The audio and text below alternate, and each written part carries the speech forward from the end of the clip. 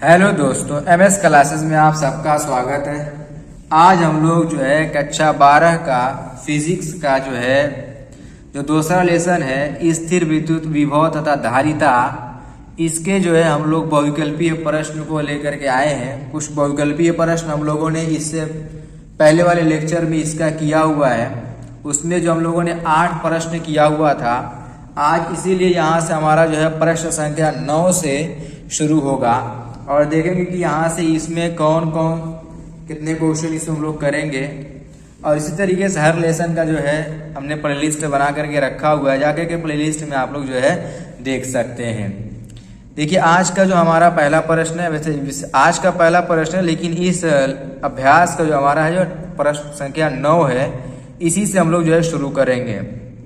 देखिए प्रश्न है कि निम्नलिखित में किस राशि का मात्रक वोल्ट प्रति मीटर होता है। क्वेश्चन में कह रहा है कौन सी ऐसी राशि है जिसका मात्रक जो हमारा होता है वोल्ट प्रति मीटर होता है। विद्युत फ्लक्स का दिया ऑप्शन विद्युत विभव, तो विद्युत विभव का देखें तो केवल वोल्टेज हो जाता है हमारा।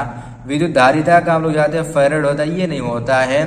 विद्युत फ्लक्स का मात्रक भी नहीं होगा। यहाँ पर ये जो होगा हमारा विद्युतीय क्षेत्र का मात्रक होगा। किसका होगा? विद्युतीय क्षेत्र का मात्रक होगा, यानी डी वाला ऑप्शन हमारा सही हो जाएगा। इस तरीके से जो अगला क्वेश्चन देखेंगे को प्रश्न संख्या 10 हमारा है, वो देखिएगा। लिखा है दो समान धारिता वाले संधारित्र को समांतर क्रम में जोड़ने पर उसकी समतुल्य धारिता। क्वेश्चन कह रहा है कि दो समांतर धारिता वाले हैं, समान धारिता वाले दो संधारित्र हैं और इनके अंदर हम लोगों का क्वेश्चन पूछा है कि समतुल्य धारिता की गणना करने के लिए क्वेश्चन कह रहा है। तो सबसे पहले हम लोग को मालूम होना चाहिए कि यहाँ पर समांतर क्रम में धारिता के लिए फॉर्मूला जो हमारा होता है वो क्या होता है कि CS लिख दे रहा है, यहाँ पर CP लिख दे रहा हूँ। P का मतलब यहाँ पर पैरेलल में फॉर्मूला क्या था कि C1 प्लस C2 होता है। और हमारा क्वेश्चन ये कह रहा है कि दोनों की धारिताएं समान है, यानी C1 का मान भी C रहेगा और C2 का मान भी C, तो कितना हो जाएगा हमारा 2C आ जाएगा। यानी हम देख रहे हैं कि पैरेलल क्रम में यानी समांतर क्रम में अगर धारिताओं को जोड़ेंगे तो दो अगर क्रम समांतर क्रम में तो उसकी तुल्य धारिता कितनी हो जाएगी? 2C हो जाएगी। यानी इसका कौन सा ऑप्शन सही हो जाएगा? पहला वाला ऑप्शन हम लोग को इसका राइट ऑप्शन मिल जाएगा। इसी तरीके से क्वेश्चन अगला जो क्वेश्चन संख्या 11 है, लिखा है कि विद्युत धारिता का मात्रक होता है। अब विद्युत धारिता का मात्रक सीधे अभी यहाँ प्रश्न संख्या 1 में बताया कि विद्युत धारिता का मात्रक क्या होता है हमारा? फैराड होता है। सीधा हिसाब है कि विद्युत धारिता का मात्रक हमारा फैराड होता है। हमने पढ़ा भी है इसको, आप लोग लेसन में भी पढ़ोगे कि विद्युत धारिता का मात्रक हमारा फैराड होता है। आइए देखिए प्रश्न संख्या 12 लिखा है कि 3 संधारित्र जिनमें प्रत्येक की धारिता C है श्रेणी क्रम में जुड़े हैं, इनकी तुल्य धारिता निकालिए। अब देखिए यहाँ पर 3 संधारित्र हैं। क्वेश्चन कह रहा है कि 3 संधारित्र और इसको किस क्रम में जोड़ा गया है? श्रेणी क्रम में जोड़ा गया है। तो हम जानते हैं कि अगर जो धारिता होती है अगर इसको श्रेणी क्रम में जोड़ते हैं तो इसके लिए फॉर्मूला क्या आ जाएगा? CS का मतलब सीरीज। हम जानते हैं कि 1/CS is equal to 1/C1 plus 1/C2 plus 1/C3 होता है।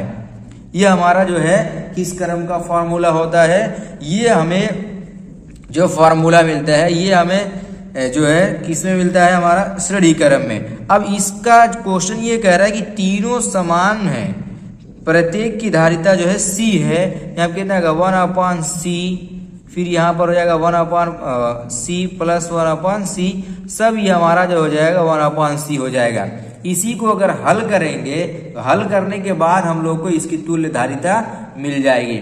अब देखिए यहाँ पर हम लोग जब हल कर रहे हैं तो लसा लेंगे तो लसा में हमारा कितना आएगा? C आ जाएगा।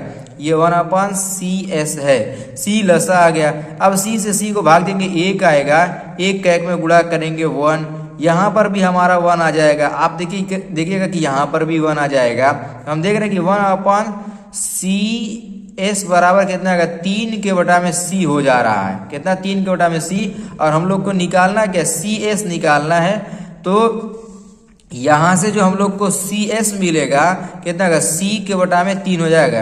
कितना आएगा हमारा C के बटा में 3। कैसे, ये C के बटा में 1 कर दिए हैं तो C ऊपर चला जाएगा, C के बटा में 3 हो जाएगा। इसके बटा में 1 लिखा नहीं जाता है, यानी इसकी तुल्य जो धारिता मिली है वो हम लोगों को कितनी मिली है, C के बटा में 3। कौन सा ऑप्शन हम लोग को दिख रहा है इसका, C के बटा में 3 बराबर का। देखिए ये वाला जो C वाला ऑप्शन है यही राइट हो जाएगा, C के बटा में 3 इसका आंसर होगा।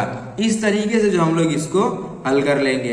अब देखिए यहाँ पर एक अगला क्वेश्चन है, ये लिखा है कि वान डे ग्राफ यंत्र एक ऐसी युक्ति है जो उत्पन्न करती है। क्या उत्पन्न करती है, तो सबसे पहले हम लोग को मालूम होना चाहिए कि वान डे ग्राफ यंत्र होता क्या है। तो वान डे ग्राफ यंत्र जो है वो यूपी बोर्ड के सिलेबस में नहीं है, फिर भी मैंने क्वेश्चन दे दिया। अब देखिए वान डे ग्राफ यंत्र का कार्य ये होता है कि वान डे ग्राफ यंत्र जो है विभव को उत्पन्न करता है। अब यहाँ पर जो है वान डे ग्राफ यंत्र एक ऐसा यंत्र होता है, एक ऐसे प्रकार का यंत्र होता है जो बहुत ही अधिक जो है वोल्टेज उत्पन्न करता है। कितना, लगभग 10 लाख वोल्टेज यहाँ पर ये वान डे ग्राफ यंत्र उत्पन्न करता है। ये इतना तीव्रता वाला, इतना जो है हाई क्वालिटी का हमारा एक प्रकार का यंत्र होता है। तो इसका कौन सा ऑप्शन से हो जाएगा, ये हम लोग देखते हैं कि इस तरीके से जो है उच्च वोल्टता उत्पन्न करता है। क्या उत्पन्न करता है, उच्च वोल्टता उत्पन्न करता है। इस तरीके से ऑप्शन सी हमारा इसका सही ऑप्शन कहलाएगा। क्या उत्पन्न करता है, उच्च वोल्टता। वान डे ग्राफ यंत्र का कार्य यही होता है कि वो उच्च वोल्टता को उत्पन्न करता है। कितना, 10 लाख वोल्टेज तक उत्पन्न करता है।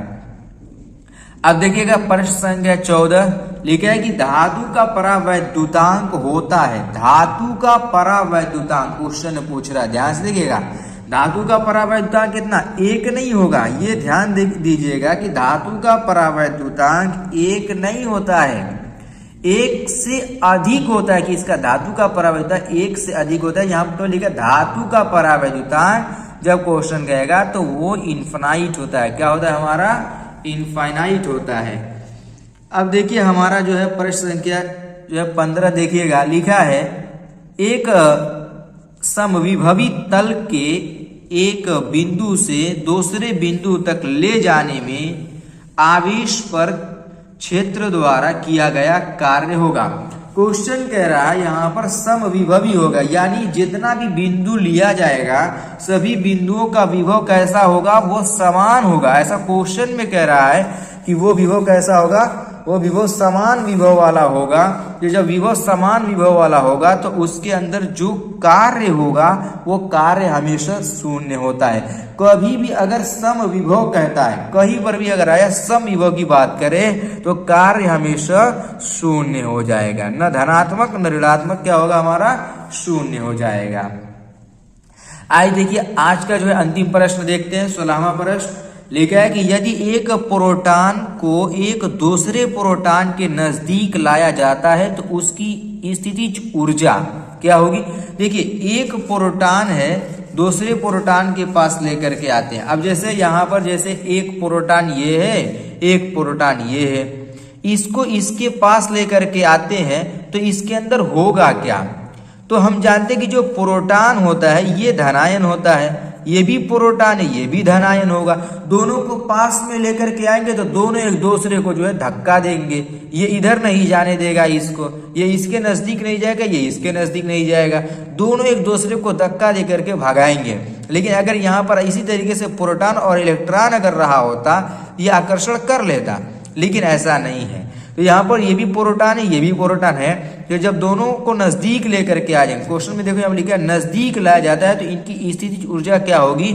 अब देखो ये भी इसको ढकेला, ये भी इसको ढकेला, तो क्या हो सकती है, तो इसकी स्थितिज ऊर्जा ऐसी सिचुएशन के अंदर बढ़ेगी। क्या होगी, हमारी बढ़ेगी।